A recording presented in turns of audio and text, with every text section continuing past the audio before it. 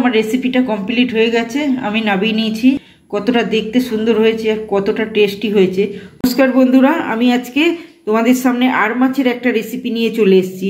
তবে রেসিপিটা হলো আজকে আমি আলু দিয়ে বানাবো আর মাছের রসা বা কষা, তোমরা যে যেটা আর কি বলে থাকো। তার জন্য আমি এখানে একটা 5 থেকে 600 গ্রামের একটা আর মাছ নিয়ে নিয়েছি। মাছটা একদম খুব সুন্দর, একদম ফ্রেশ মাছ। আর মাছটাকে ভালো করে কেটে ধুয়ে আমি নুন, হলুদ আর সর্ষের তেল একটু মাখিয়ে নিয়েছি, যাতে গায়ে না ছেটকায় ভাজবার সময় কিন্তু মাছগুলো ফটফট করে ফেটে গায়েতে ছিটকে অনেক সময় পুড়ে ফোসকাও পড়ে যায়। তাই আমি একটু গায়েতে একটু সর্ষের তেল মাখিয়ে নিয়েছি। আর মাছের রসা বানানোর জন্য আমি এখানে কি কি উপকরণ নিয়ে নিয়েছি তবে চলো দেখা যাক। এখানে নিয়ে নিয়েছি জিরে, তেজপাতা আর গোটা গরম মশলা। আমি শুকনো খোলাতে ভালো করে এটাকে ভালো করে নেড়ে রেখে দিয়েছি। আর এখানে নিয়েছি লঙ্কার গুঁড়ো, নুন আর হলুদ এখানে নিয়েছি। এখানে একটা ছোট ছোট আলু নিয়েছি, 6 পিস আলু নিয়েছি, বেশ ছোটো সাইজের, খুব বেশি বড় না। এগুলোকে আমি 2 পিস করে আলুগুলোকে কেটে নেব। আর 2টো বড় পেঁয়াজ নিয়েছি, একটা ছোট রসুন নিয়েছি আর একটু আদা, 4-5টা কাঁচা লঙ্কা এখানে নিয়ে নিয়েছি। এবার আলু, পেঁয়াজ, আদা, রসুন, কাঁচা লঙ্কা এগুলোকে আমি কেটে নিয়ে তারপরে আমি ফিরে আসছি। তোমরা ফার্স্ট থেকে লাস্ট পর্যন্ত দেখতে থাকো। আর আমার চ্যানেলে যদি নতুন হয়ে থাকো, চ্যানেলটি সাবস্ক্রাইব করে পাশে থাকা বেল আইকনটি প্রেস করে আমার সঙ্গে থেকো। সমস্ত উপকরণগুলো আমি কেটে ভালো করে ধুয়ে নিয়ে তারপরে ফিরে এলাম। এখানে পেঁয়াজ, আদা, রসুনটা আমি পুরোটা দিইনি, 7 থেকে 8 কুয়া আমি রসুন ওখান থেকে বার করে নিয়েছি। লঙ্কাগুলোকেও 2 টুকরো করে কেটে নিয়েছি। এখানে আলুটাকেও কেটে ভালো করে ধুয়ে নিয়েছি। তার সাথে আমি শুধু এখানে একটা টমেটো অ্যাড করে নিয়েছি। টমেটোটা আমি বার করতে ভুলে গেছিলাম, তাই টমেটোটা তোমাদের দেখানো হয়নি, তাই আমি কেটে দেখিয়ে দিচ্ছি। এবারে আমি মিক্সিতে বেটে নিচ্ছি আদা, রসুন, কাঁচা লঙ্কা আর কিছুটা পেঁয়াজ। আমি মিক্সিতে ভালো করে বেটে নিয়ে তারপরে রান্নায় ফিরে আসছি। বন্ধুরা, আমি এখানে মশলাগুলোকে পেস্ট করে নিয়েছি। আদা, রসুন, পেঁয়াজ, কাঁচা লঙ্কা এখানে পেস্ট করে নিয়েছি। এবার আমি রান্নার দিকে চলে আসছি।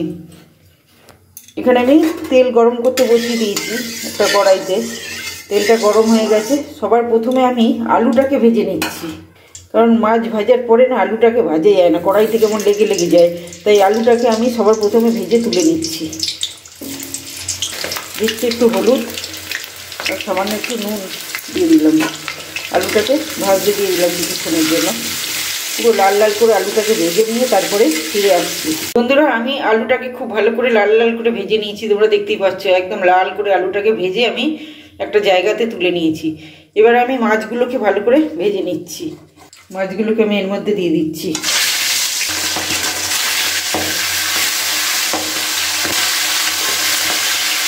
এই মাছগুলো তবু এই ছালগুলো থাকলে একটু ফাটেই, এই যতটা ফাটবার কথা অতটা ফাটবে না। মাছগুলোকে ভাজতে দিয়ে দিলাম, ভেজে নিয়ে তারপরে ফিরে আসছি। বন্ধুরা, মাছগুলো আমার পুরো ভাজা হয়ে গেছে। এবার কড়াইতে তেলটা গরম আছে। এবার আমি আস্তে আস্তে মাছটাকে বসিয়ে দিচ্ছি।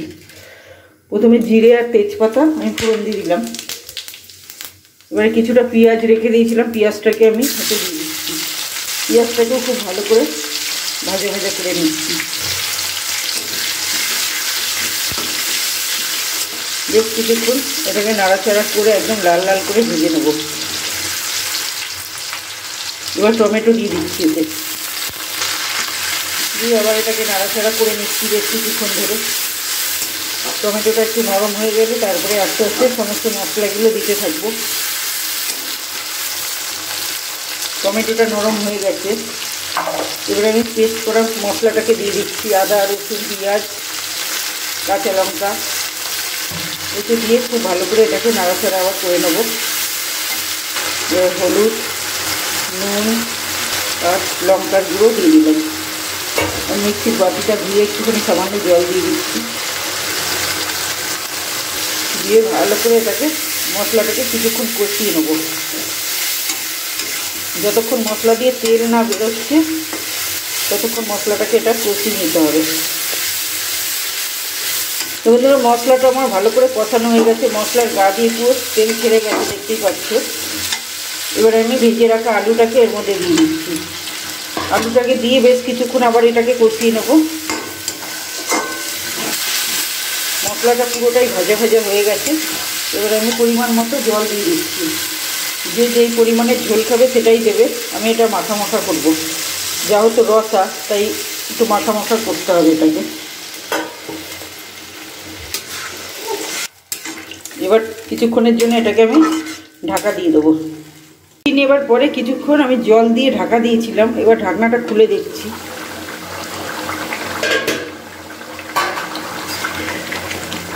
ঝোলটা অনেকটা টেনে গেছে, আলুগুলো মোটামুটি সেদ্ধ হয়ে এসছে।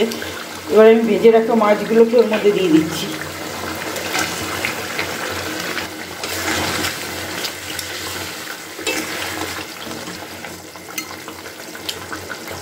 জিরে, তেজপাতা আর গরম মশলা আমি শুকনো খোলায় করে রেখেছিলাম, এটাকে মিক্সিতে বেটে নিয়েছি।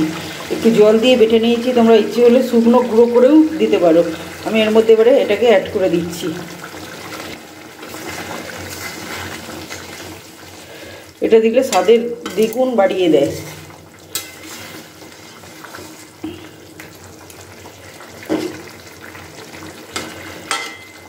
আবার কিছুক্ষণের জন্য এটাকে আমি ফুটতে দিয়ে দিলাম খোলা অবস্থাতেই। দেওয়ার পরে কিছুক্ষণ আমি ফুটতে দিয়েছিলাম আর ঝোলটাও ভালো করে টেনে গেছে।